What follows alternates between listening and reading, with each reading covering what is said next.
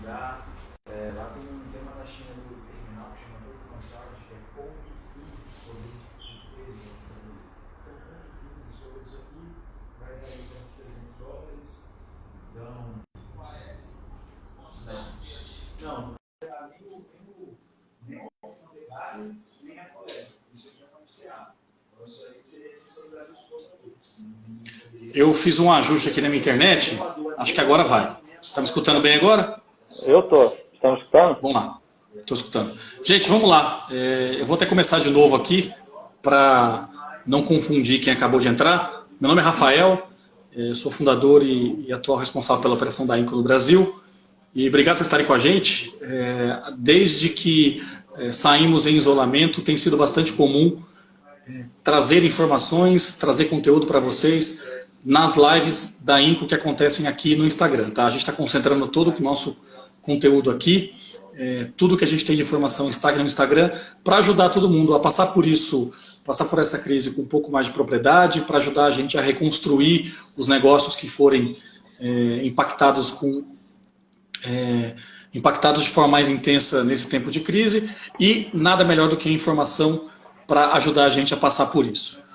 Já falamos de bastante coisa, falamos de habilidades, falamos de tendência, falamos de futuro. Agora tem sido muito questionado pela gente o que realmente está acontecendo no mundo das startups. De uns 2, 3 anos para cá, esse mercado no Brasil se tornou bastante aquecido, a gente tem visto o nascimento de diversos unicórnios, e em tempos de quarentena, esses mesmos unicórnios criados em 2, 3 anos, passando por muito problema, empresas demitindo, parece que a voz do acionista falando cada vez mais alto, empresas que pregavam muito as suas crenças, seus valores, a cultura forte, tendo bastante problema em tempos de quarentena. Enquanto negócios mais tradicionais, vistos como ultrapassados, conservadores, conseguindo manter suas operações e até reinventar a roda em tempos de quarentena. Lembrando que o objetivo aqui não é criticar o mundo das startups, e sim trazer informação para tentar justificar um pouco dos movimentos que a gente tem visto recentemente. Ninguém melhor para falar disso do que um grande amigo, um colega de trabalho que tanto navega no mundo das startups quanto navega no mundo das empresas mais tradicionais, tem bastante experiência, tem vivência internacional, que é o Serginho Frota, que vai contar um pouco de quem ele é primeiro, tentando trazer um pouco mais de informação sobre a sua carreira e as suas competências, mas já trazendo alguma provocação para esse mundo que a gente precisa conhecer, porque eu tenho a impressão, Serginho, de que a gente vai encontrar um mundo de startups muito diferente pós-quarentena do que a gente viveu pré-quarentena. Então a bola é sua. De novo, queria te agradecer pela participação aqui. Sei que você está isolado aí em Minas, foi se isolar no melhor lugar do mundo possível, mas eu queria te agradecer e pedir para você de tudo que eu falei aqui. Ô, Rafa, obrigado. Antes de qualquer coisa, tá me escutando bem? Muito bem. Não, primeiro agradecer todo mundo que está aí. Vamos tentar fazer alguma coisa bem prática e bem com muito exemplo para que possa ser produtivo para todo mundo. O tema é bem provocador aí, né? Fantástico o mundo das startups, mas o importante é, como a gente bateu um papo até antes, não é demonizar o mundo das startups, mas analisar não só as startups, mas as empresas tradicionais, o que tem de fundamento nas suas bases para que elas possam responder como elas estão respondendo nesse momento de crise. Eu acho que não só também as próprias startups vão ter um mundo novo após o Covid, mas como também as grandes empresas. Não vai ser nada igual para todo mundo. Mas eu acho que a gente vai falar um pouquinho disso, as startups vão ter um momento aí importante na economia, na retomada dessa crise. Né? Rapidinho, não vou ficar falando muito aqui sobre a minha experiência, mas trabalhei em empresas convencionais aí muitos anos, né, como executivo, fui trainee, desde lá de baixo. Já há muito tempo empreendi também, então sou microempresário, não só em São Paulo, mas também no interior aqui de Minas. Então eu vivo na pele que está todo mundo vivendo aí, né? Não só do lado de grandes empresas, mas de pequenas. Há mais de 5 anos tenho investido em startups, então estou acompanhando o dia a dia, que já não é fácil, você imagina agora. Então nós vamos discutir também o que ajuda, o que não ajuda.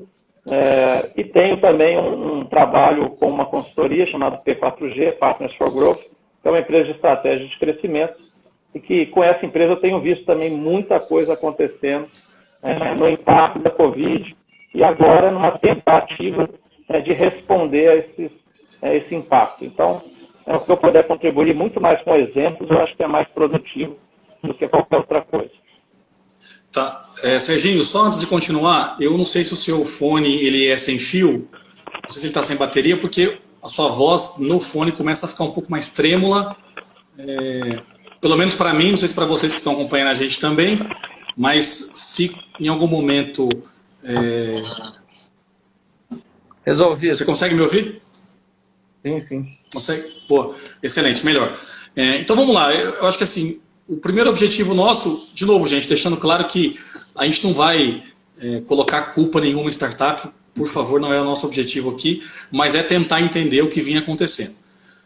Serginho, o que você viu de mudança talvez mais abrupta nas startups nos últimos dias e que talvez não tenham sido vistas com tanta intensidade nas grandes empresas? Por que as mudanças, mesmo em empresas extremamente sólidas financeiramente, algumas startups têm essa posição, por que elas sofrem com mais agilidade do que as empresas grandes tradicionais? O que você pode falar para a gente disso?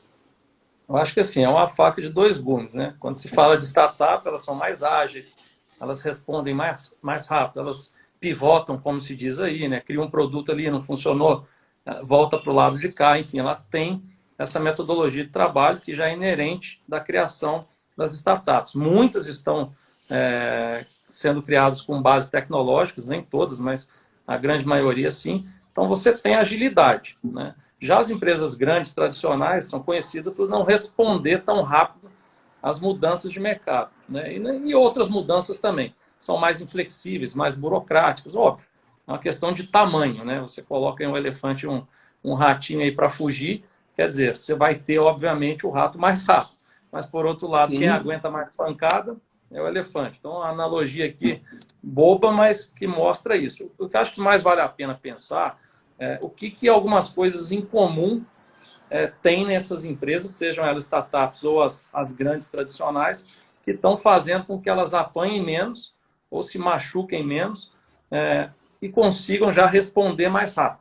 Porque a gente tem esses casos, tem tanto startups quanto grandes empresas tradicionais que estão sofrendo menos. E aí eu não diria sofrer menos por uma questão oportunística. É óbvio, você pega um iFood, você pega o Rappi, quer dizer, é uma questão de oportunidade, né? Veio uma bomba, para eles não foi assim, né? Obviamente teve uma demanda muito grande. Então estou falando mais conceitualmente. O que tem de elemento em comum, que aí eu acho que o nome disso chama cultura. Empresas que conseguem ter uma cultura empresarial bem consolidada, né, sejam elas startups ou empresas tradicionais, elas vão segurar mais a onda nesse momento.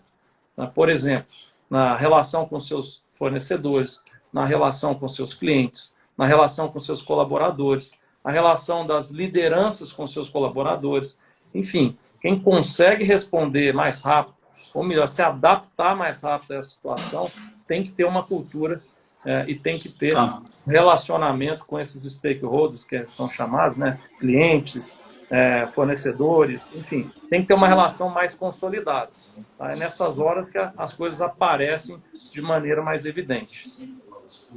Tá, agora eu tenho a sensação de que boa parte do sucesso, né, entre aspas, porque é algo muito novo, mas das startups nos últimos anos para cá, tem sido o quanto elas sabem se comunicar com o mercado. O quanto a figura do empreendedor, enquanto a figura do fundador, ela faz a diferença no posicionamento da empresa. E nisso, eu quero bater muito na tecla chamada cultura, né? A gente viu muita startup nascer com a propaganda de cultura forte, de valores fortes, e de até colocar isso à frente da parte financeira do negócio. E quando a crise bate, parece que essa cultura, essa crença, esses valores perdem vez para o bolso do investidor que está olhando de cima, tem um pouco mais de voz e toma a decisão de fazer corte no negócio. Como é que você entende isso? Porque me assusta um pouco, né? Tanto empresas que investiram em ambientes de trabalho super transformadores, a gente já viveu isso na prática de visitar escritórios incríveis, todo mundo aparentemente alegre trabalhando, e tudo isso cai por terra num movimento, parece de virada de chave, sabe? De um investidor, de um acionista que cobra e, não sei, assim, eu fico pensando o quanto disso que a gente viveu no passado e viu no passado é realmente real, sabe? Eu acho que são dois ótimos pontos, tanto a atratividade para se trabalhar numa empresa, quanto a questão de ter um sócio investidor. Então, eu gosto de analisar as coisas sem entrar a fundo nos modismos, tá? Porque as coisas são como elas são. A atratividade para se trabalhar numa empresa, o que você tem que analisar ao entrar ou prestar uma vaga para uma empresa? Óbvio, você tem que pesquisar a empresa toda, né? Culturas, tem que olhar como é a relação dessa empresa com os colaboradores. Enfim, você tem uma série de fontes para analisar. É óbvio que as startups hoje, junto com essa nova geração, existe uma correlação inerente.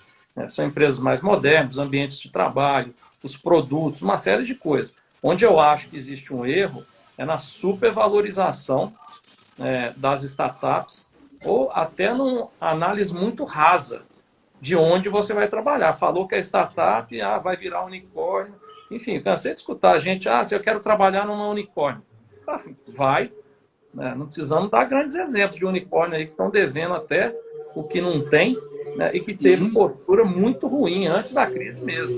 Agora, até então, eram empresas admiradas. Agora, você realmente foi a fundo pesquisar o histórico dessa empresa, o que está acontecendo no mundo? Às vezes as pessoas não sabem o que está acontecendo e acham que a empresa é aquilo tudo, só porque ela é uma startup, né? Acho que está longe de virar um unicórnio. Então, enfim, eu gosto de fazer uma análise mais profunda das coisas. Então, acho que supervalorizar e analisar de maneira superficial tem sido um grande erro, principalmente das novas gerações, em excluir algumas empresas boas e, às vezes, superestimar outras. Do ponto de vista de sócio investidor aí, nós temos casos aí que a gente conhece também, que empresas foram dizimadas aí, em pouco tempo, por causa da crise. Aí eu te pergunto, tem um mês de crise, 40 dias, acabar com a operação da empresa no Brasil todo, no mundo todo, mandar todo mundo embora, será que essa empresa já estava ruim antes ou não? Então, onde estava a transparência da empresa com seus stakeholders, com seus colaboradores? Onde? Porque, para mim, não faz sentido. Óbvio que você tem que redimensionar, você tem que planejar o que vai vir pela frente. Agora, empresas globais, conhecidíssimas, acabando com a operação toda de um dia para a noite, na minha opinião, já tinha coisa muito errada aí atrás. Então, para mim, os propósitos, os valores ficaram lá para trás também, porque você não tem nenhum tipo de feeling para passar para as pessoas e, de repente, acabar tudo. Então, quando se fala de sócio, seja ele investidor ou não, ele é sócio. Você, como fundador da Inco, você tem que saber escolher seu sócio. Porque na hora, realmente, do pau quebrar, que está acontecendo agora, uma crise sem precedentes, qual vai ser a reação do seu sócio? Vocês estavam alinhados e ele vai mudar a postura, ou vocês vão manter o mesmo alinhamento, propósitos, valores? Então, para mim, o erro está lá atrás. Então, analisar quem vai ser seu sócio. Por isso que dinheiro por dinheiro não resolve a situação de ninguém. Estamos aí vivendo exatamente uma série de empresas tomando decisões precipitadas, algumas tomando decisões oportunísticas. Enfim, para mim, são análises bem tradicionais, mas que realmente deixam de ser analisadas no dia a dia e no calor aí de se falar que tudo que é startup é bom. Não, e isso é muito maluco, né? Você comentou da Inco, a gente é uma empresa, dentro das categorias de tamanho de empresa, nós somos uma empresa pequena e que, diferente um pouco de outras empresas do mercado, tinha uma estrutura montada para suportar aí 3, 4 meses de crise. Óbvio, esses 3, 4 meses, se eles se prolongarem muito mais, a gente, como qualquer outra empresa, vai ter problema. O Sebrae trouxe um dado assustador, né? 80% das empresas brasileiras não tem caixa para mais de 25 dias. Então, eu começo a questionar um pouco o movimento talvez de comunicação dessas empresas, que comunicaram o estágio da empresa em outro patamar, e quando surge uma oportunidade de fechar a operação e de colocar a culpa, né, entre aspas, aí, em algo externo para justificar talvez a sua má gestão ou a falta de cultura, valores, aconteceu, a gente viu muita empresa grande morrer. Dentro disso, na sua visão... Diferentemente de muitas empresas que têm uma dificuldade muito grande pela frente, estão sofrendo, também não tem caixa, mas talvez ter uma cultura consolidada, uma relação transparente que sempre teve, não é a primeira crise que eles estão passando, né? E aí vai pesar muito o seu relacionamento passado. Essa empresa esteve do meu lado sempre foi transparente, sempre foi direto, não é agora que eu vou abandonar. Então, está tendo muita relação bacana e positiva, muito direta entre os colaboradores, empresas, fornecedores. As pessoas estão sendo flexíveis. Ninguém quis te mandar embora. Estou falando nos casos positivos. Então, quanto mais você puder abrir e contar o que a empresa está fazendo e tentando fazer para segurar, tem movimentos aí para não demissão. Enfim, tem gente que pode, tem gente que não pode, tem gente que tem caixa, tem gente que não tem. Agora, a relação direta, transparente, de confiança, ela é fundamental. Para mim, o ativo maior aí que vai ter após essa crise chama-se confiança. Em quem realmente você pôde confiar e quem realmente confiava em você. Mas tudo isso é fruto de quê? De tempo, cara. Confiança se constrói com o tempo. Não adianta você criar um negócio novo, bacana, bonitinho, você quer mais, mas você não provou ainda, através de atitudes, que você é confiável e que agora eu vou estar do seu lado também. Então, são questões aí que levam tempo para ser construídas. Tá. Você tocou no ponto de transparência, eu queria tentar elencar com você alguns dos pontos positivos das startups que continuam no mercado. Você trouxe um deles, né, que é a transparência, a comunicação bem franca com times e com a real situação de mercado, e também elencar alguns pontos negativos de algumas dessas empresas, né? Onde que elas acertaram, as que estão vivas ainda, e aonde que as que tomaram decisões de cortar erraram, na sua visão? Bom, acho que você tem dois aspectos. Você tem o aspecto cultural, que passa tudo por isso que nós falamos, de pessoas, de confiança, de comunicação, uma série de coisas. E você tem aspectos estratégicos de negócio. Se você, alguma vez na sua vida, fez um planejamento estratégico, anual, trabalhou cenários, pensou em alguns canais de diversificação, não só no jeito que sempre foi feito, eu acho que você está sofrendo menos agora. Olhando aí um timeline da crise, vamos dizer que a gente acabou de passar aí o paciente ali precisando de oxigênio. Cara. Então, era não morrer. Nós estamos talvez começando a entrar, as empresas, naquela situação de o que tem de soluções de tratamentos alternativos, que é o quê? Começar a vender online, começar a fazer outro tipo de produto, enfim, tem uma startup que eu estou envolvido, que no meio de tudo, ela começou a criar um produto se adequando a um possível novo tempo aí. Não sabe se vai ser o futuro do negócio, mas ela já está tentando. Então, quer dizer, você tem um momento ali de sobreviver, você tem um segundo momento que é de sobrevivência, mas já de tentar encontrar novos caminhos, mesmo que saia da sua estratégia e do seu modelo, mas de alguma maneira vai botar a receita, vai manter os funcionários, e depois, talvez daqui 2, 3, 4, 5 meses, depende um pouco de cada segmento, a gente vai retomar o crescimento, seja com esses novos caminhos, seja de uma maneira adaptada, certamente com alguma coisa nova. Então, tem coisas que são culturais, tem coisas que são estratégicas. Talvez onde mais haja falha, as duas são fundamentais. Você pode ter uma puta de uma estratégia, mas não ter a confiança e a relação necessária cultural com seus stakeholders. E por outro lado, você pode ter isso, mas você está totalmente engessado ao seu modelo de negócio. Então, os dois vão sofrer muito. Agora, empresas que têm uma cultura um pouco mais consolidada, que façam o seu trabalhinho de casa da maneira mais simples possível, mas em pensar sempre em diversificar, tomar um pouquinho de risco, elas vão passar um pouquinho mais ilesa nessa crise. É uma coisa do aspecto profissional, cara. As pessoas que tomaram mais riscos, adotaram ou participaram de projetos que não estavam ali na sua carreira que você pensava, ou que trocou de emprego correndo um pouco de risco, enfim, essas pessoas elas são mais adaptáveis. Elas vão sofrer menos também. Quem sempre foi aquilo ali, caixinha, fala, eu faço isso, vai ser assim o resto da vida, talvez venha a situação pela frente aí que vai falar assim, puta, o que eu faço agora? Né? Mas, Então, Sérgio, faz uma pausa aí. Eu tinha a impressão, e talvez eu pense assim, eu sei que você pensa parecido comigo nisso, de que empreendedores, por essência, por já terem passado por problema, na teoria deveriam ser mais resistentes a momentos como esse, né? Acho que quem é empreendedor e está acompanhando a gente sabe da dificuldade que criar um negócio do zero, fazer o seu negócio crescer e, a partir disso, alavancar o negócio a ponto de gerar caixa, de contratar gente, de ter uma solução consolidada. Então, na teoria, essa força de vontade a mais o empreendedor já tem. Por que mesmo com isso a gente percebe as empresas, startups, menos resilientes do que as empresas mais tradicionais? Cadê essa casca toda do empreendedor? Rafael, quando se fala de empreendedorismo, você tem que olhar desde o MEI lá, né, do microempreendedor individual, tem que olhar uma empresa um pouco mais estruturada, uma empresa média, tudo que é empresário é empreendedor. Agora, óbvio, tem empresas que estão em algum tipo de estágio que ela não tem caixa, é o dado do Sebrae que você colocou aí. Tem empresas que já têm um caixa mais estruturado. Tinha empresas que estavam muito alavancadas, né, com muito financiamento tomado para projetos de expansão. Enfim, a crise é sem precedente. Você não pode fazer uma análise, pô, você olha o sistema aí de varejo, fecha a loja. É uma questão sanitária, né? Não é uma questão econômica. Então, as análises elas não são lineares, não são como foram no passado. Você não pode fazer uma análise pura e simples de uma crise econômica e as medidas que você vai tomar são essas. O varejo, por exemplo, foi proibido de abrir loja. O que você faz?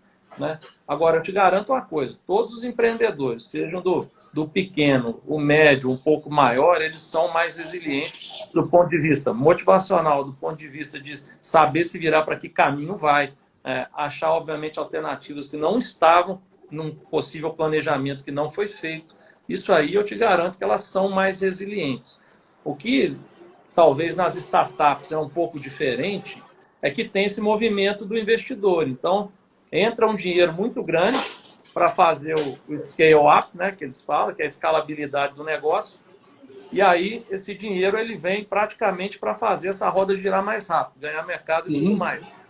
Muitas vezes passando por cima desses elementos que a gente mencionou. Cultura, passando por cima de uma série de coisas que são fundamentos da resiliência. Então, quando a crise vem, o investidor olha e fala, bom, meu dinheiro de volta por enquanto. E a empresa ela não sobra sem dinheiro porque ela ficou sem as bases. Né? Então, eu não misturaria, talvez, todas as startups. Agora, tem coisas que são similares. A startup também tem essa característica do empreendedor aí, que é um cara que sabe se virar, um cara flexível e que ele vai ter, obviamente, visões diferentes de uma empresa muito grande. Né? Então, mas realmente, todo mundo foi pego aí sem precedente, cara. Infelizmente, tem gente que não vai errar nada e vai morrer. Né? Então, é uma questão de característica da crise. É o cisne negro, né? Como se diz aí. Total. Agora, você como investidor também, né? Você tem o papel de ser investidor de algumas startups e está no conselho de outras. Como que foi esse diálogo dos empreendedores à frente da operação das empresas que você ou investe ou é do conselho no que diz respeito ao assunto continuidade de operação, né, ou manutenção de operação? Como é que foi essa conversa? O empreendedor te liga e fala, Sérgio, ferrou tudo, acabou o dinheiro, o que eu faço? Como é que foi essa troca aí de vocês? Rapaz, emprestar dinheiro para startup nós estamos acostumados, não precisa de crise, não. Então, isso aí, essa ligação não é nova. Mas brincadeiras à parte, aí, o que acontece é o seguinte, pelo menos o que eu estou mais envolvido, tem diferentes estágios de startup. Por exemplo, vou começar do final, uma mais recente. A gente ia para o mercado agora. Olha que loucura que é isso. Então, seguramos. Por outro lado, o segmento que ela atua, que é na área de linha branca, ela cresceu, cara. É um dado que nós lemos esses dias e ficamos meio espantados. Cresceu 20% o consumo de produto de linha branca. Tá óbvio, o pessoal foi para casa, enfim. Tem coisas aí que você acaba não esperando. Então, talvez, essa startup agora, talvez ela entre no timing já. Que à medida que se compre mais, também gera mais assistência, que é o negócio dela. Tem uma outra que está num outro estágio mais maduro e está até envolvido num processo de transação com um novo sócio. por incrível que pareça, mas analisando bem essas questões dos fundamentos, o negócio vai continuar, mesmo que o segmento seja extremamente sensível à crise.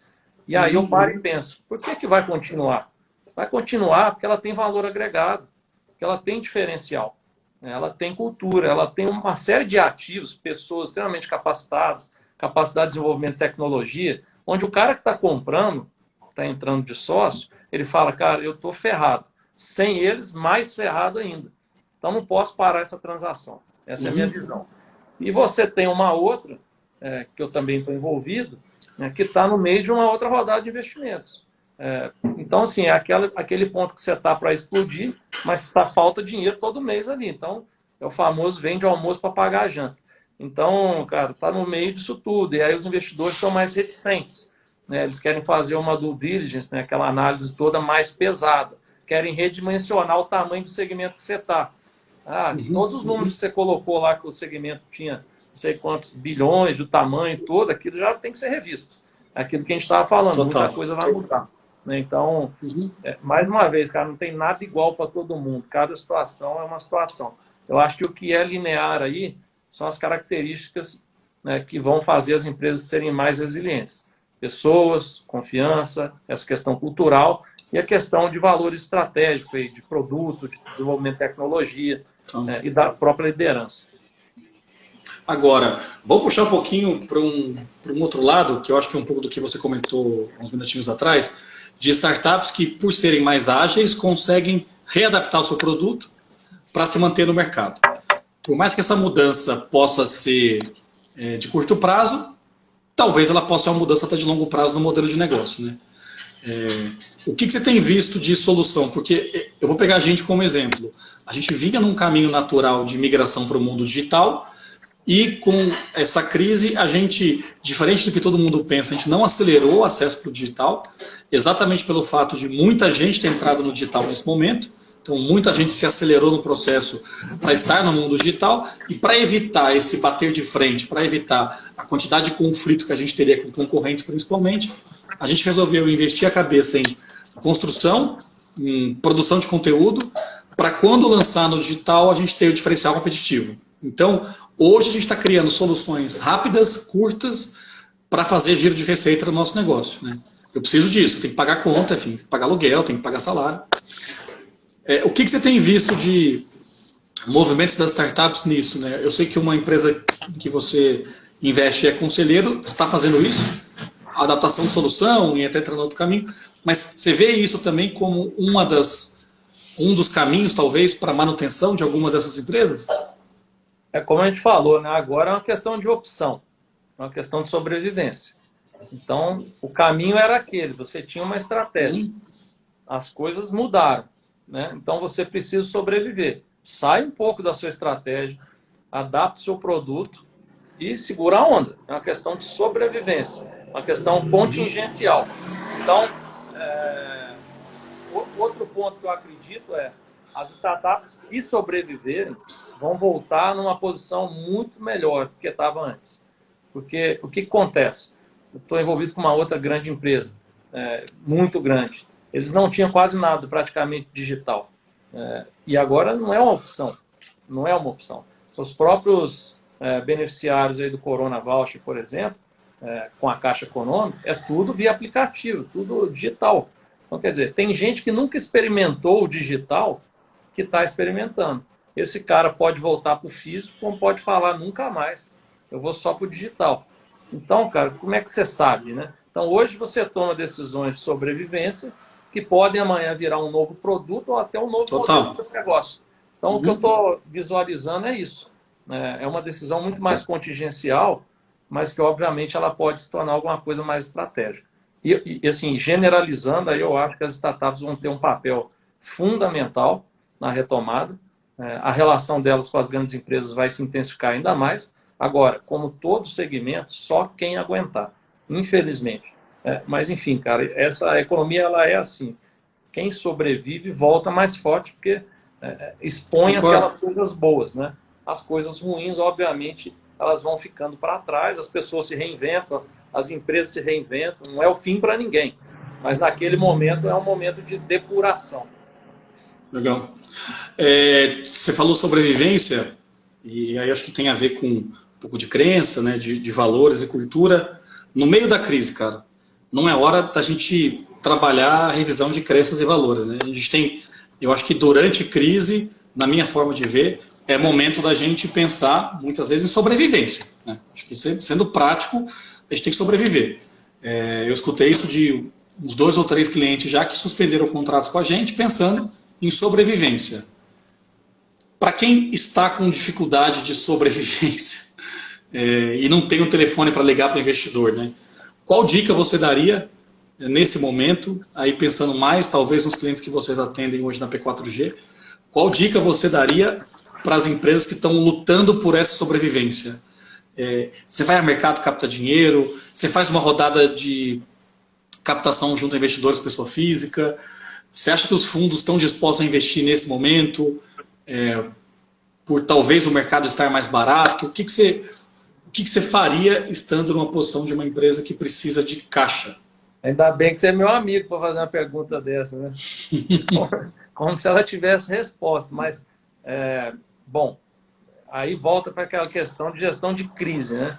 A primeira coisa é ativar o modo de sobrevivência mesmo, cara, segurar o caixa, o que for. Então, para algumas empresas, cara, até vender alguns ativos que não estão parados ou que pode fazer dinheiro, porque se você acredita no seu negócio e ele vai voltar, o segmento vai voltar, é uma questão de você aguentar, né? Então, cara, é sacrifício, inclusive as questões das medidas governamentais. Use o máximo possível se você chegou a esse ponto, né? Não faça como empresas que não estão necessitando e estão usando, que eu acho que não é uma coisa legal. Agora, ative esse modo de sobrevivência, tente fazer o máximo de caixa, segurar esse máximo de caixa possível, tenha uma relação muito direta com os seus stakeholders, seu fornecedor. Não é simplesmente ligar e falar não vou pagar, não é simplesmente mandar uma carta de um advogado e falar estão suspensos os pagamentos. Eu vi vários disso aí. Cara, sinceramente não é assim. Então, nesse momento, mais uma vez, vai pesar muito o que você fez para trás. Se você sempre teve uma boa relação, eu vou te ligar, Rafael, pô, tá ruim demais, cara. Meu faturamento zerou. Vamos fazer um bem bolado? Eu também, eu preciso receber. Cara, mas eu vou voltar a ser seu cliente. Você segura a onda para mim? Eu não tenho dúvida que vai ter uma solução. E está tendo nos meus clientes que eu tenho atendido e tudo mais. Então, cara, ativar esse modo de sobrevivência, segurar o caixa, ter essa relação direta com seus colaboradores também, eles vão entender. Tem muita gente que está entendendo e está mordendo aí a isca e segurando a causa mesmo pelo empresário. Mas, mais uma vez, como foi para trás? Então, cara, não é uma resposta pronta, não é fácil, mas são medidas que funcionam para gigante empresa e para pequeno, né? Se você tiver, na pior das hipóteses, que dá uma congelada no seu negócio, cara, esperar 1, 2, 3, 4 meses, mas ter condições de voltar, que nesse meio tempo você faça outra coisa, fazer o quê? Né? Mas, enfim, se você acredita, vai voltar. Isso aí não é uma questão que não vai, não tem crise que não volte, obviamente, e toda crise ela te traz lições e te traz oportunidade de voltar mais forte. Então, infelizmente, algumas empresas realmente estão sacrificando, tomando decisões que não conseguiam tomar, não podiam tomar, mas é a questão da sobrevivência, cara. Então, quem teve um pouquinho mais de caixa vai talvez sofrer um pouco menos, mas não é a maioria não tem, né? Então, você vê, tanto é que o governo já está atuando aí para, aos poucos, retomar um comércio um pouco parcial, porque não dá, cara. Total. Não aguenta, né? Então, se dá para contribuir com alguma coisa, cara, eu diria isso. Segurar ao máximo o caixa, ter essa relação direta com quem interessa ao seu negócio. Porque eu não tenho dúvida, se tiver bom senso e a relação sempre foi boa, todo mundo vai entender, né? Então, acho que é mais nesse caminho. Uma palavra que eu gosto muito, o pessoal aqui em cima falou de inovação como uma das ferramentas de sobrevivência para o momento. Uma palavra que eu gosto muito para esse momento é comunicação. De que maneira a gente se comunica com o nosso fornecedor, de que maneira a gente se comunica com o nosso colaborador, de que maneira a gente se comunica com o nosso investidor, porque, no fundo, está todo mundo praticamente no mesmo mesmo barco, vou chamar assim, está todo mundo passando por situações de mercado muito parecidas, até as empresas que estão crescendo estão tendo problema, então eu vi um pouco do caso do varejo, por exemplo, né, que começa a ter problema de logística, de desabastecimento, então todo mundo acaba sofrendo um pouco, mas a palavra comunicação eu acho que tem sido muito parte do sucesso das empresas que se mantêm nesse tempo de crise. Frota, deixa eu terminar com uma pergunta para você, até para a gente estar caminhando já para o finalzinho. Você sendo um empreendedor agora, né, passando por problema, a gente já falou um pouco dos caminhos, mas como você investiria o seu tempo? Você acha que é momento de buscar conhecimento, estudar, assistir lives como essa? Você acha que o momento é de revisão do negócio mesmo e 100% o foco vai ser esse? Você acha que é o momento até de buscar oportunidades novas, né? Porque eu não acho que é o momento de a gente montar negócios pensando apenas na quarentena. Mas é hora de aproveitar algumas coisas que estão acontecendo de oportunidade em tempo de quarentena e, quem sabe, rever o nosso negócio a médio prazo, né? Então, o que você daria de dica para quem está home office, como a gente está, isolado, para se desenvolver, né, se preparar um pouco mais para tudo que vai vir aí? Bom, eu vou falar o que eu tenho feito. Estou investindo muito meu tempo em relacionamentos, como eu fiz a vida toda, mas relacionamento com os meus clientes, relacionamento com amigos, relacionamento com outros empresários, participando de lives como essa, escutando outras, enfim, conhecimento. Eu acho que investir o tempo agora é no seu maior ativo, que na minha opinião é o relacionamento, junto com o conhecimento. Obviamente, entender o que os seus pares estão fazendo. Eu tenho um comércio pequeno. Aqui que o gigante está fazendo alguma coisa, dá para fazer uma correlação, né? Então, tem muito relatório hoje que sai por aí, muita coisa boa, né? Então, dá para você estudar, aproveitar esse momento para entender, estudar quais são as medidas que estão sendo tomadas, bater papo mesmo. Infelizmente, senão eu estaria na rua, encontrando todo mundo e discutindo soluções. Mas o que eu tenho percebido desde que a gente começou a atuar junto aos clientes nesse comitê de crise, a gente tem aprendido muito com os empresários, que mesmo sem qualquer outra ajuda de fora, já estavam tomando medidas muito interessantes, mesmo de maneira inesperada. Como o Mike Tyson diz lá, né? Você pode ter uma ótima estratégia, desde que você tome um murro na cara, acabou tudo. Então, foi o que aconteceu com todo mundo, cara. Então, invista o tempo em relacionamentos, em conversas e conhecimento. Eu acho que só isso vai poder te dar ideias de como agir de maneira melhor aí para essas coisas que estão vindo, que aconteceu e vai continuar vindo. Não vai ser fácil essa retomada. Então, se está sozinho nessa hora, é pior ainda. Não, e você trouxe uma coisa que é a pura verdade, né? Você pode ter feito tudo exatamente como o livro guia. Você pode ter feito exatamente tudo, o seu mercado estava crescendo, a sua empresa estava com caixa, e tudo exatamente dentro dos conformes, e por uma situação de mercado como essa, o seu negócio pode simplesmente morrer. Gente, para quem participou com a gente, valeu, obrigado. A gente bateu aqui os 40 minutinhos, que é o tempo que a gente normalmente investe nessas lives. Lembrando que essa live ela fica disponível 24 horas no Instagram da Inco. Todas as lives que a gente faz, todas, sem exceção, são gravadas. Então a gente fica com isso no nosso acervo para que todo mundo tenha acesso ao conhecimento depois. Essas lives não são pagas, é tudo 100% gratuito para ajudar vocês com conhecimento, com informação, com dados, com cases. Compartilhe essa live com amigos que você acredita que possam precisar desse conteúdo ou de uma palavra, de uma mensagem bacana que a gente trouxe aqui. Serginho, obrigado, cara, valeu aí. Eu sei que Varginha voltou o comércio hoje na rua, toma cuidado com esse movimento aí, algumas cidades menores já estão flexibilizando, mas para quem participou, gente, muito obrigado mesmo. Serginho, você quer deixar um recadinho final aí? Não, só agradecer mesmo e parabenizar pela iniciativa, né? Do jeito que você me perguntou, eu finalizei. Eu acho que são iniciativas como essa que vão ajudar todo mundo a debater, a achar soluções, às vezes de maneira até colaborativa, resolver problemas que talvez sejam até muito mais difíceis que o nosso, né? Nós estamos falando aí de empresas, de tudo, que é a vida de todo mundo, mas tem gente em situação ainda mais complicada, né? Com situação de fome mesmo. Nosso país já não é um país rico, né? Então, mas nessas horas, essa solidariedade, essas discussões todas podem trazer uma série de soluções. Tá? Legal. Obrigado. Valeu, gente. Obrigado aí, Serginho, de novo. Valeu, cara. Obrigado. Gente, essa semana a gente volta com live ainda, então fica atento aqui no nosso Instagram. Tá bom? Valeu, gente. Tchau, tchau.